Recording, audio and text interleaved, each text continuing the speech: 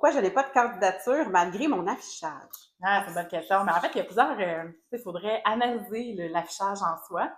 Il faudrait se poser la question aussi qu'est-ce que vous recrutez, en fait. Parce qu'il y a des postes qui sont encore très pénuriques, en fait, pour lesquels les gens sont tous en emploi puis ils n'appliqueront pas. Donc là, il faut aller avec des stratégies alternatives, justement, des stratégies de sourcing un peu plus développées. Fait que dans le fond, ce qui est important de voir, c'est est-ce que mon affichage d'emploi parle aux personas que j'ai le goût d'aller chercher, mais chasser ou recruter au sein de mon entreprise. Fait que des fois, on pense que comme recruteur, on fait un affichage de poste, on pense bien beau, mais quand, par exemple, on recrute un ingénieur structure, quand cette personne-là lit l'affichage de poste, mais ça ne lui parle pas parce que les éléments clés qu'elle aurait aimé voir dans l'affichage sont pas là.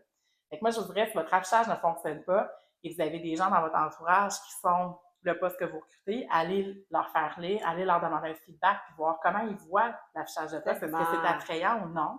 Qu'est-ce qu'on pourrait ajouter de mieux? Également, comment on peut s'adresser à ces individus-là?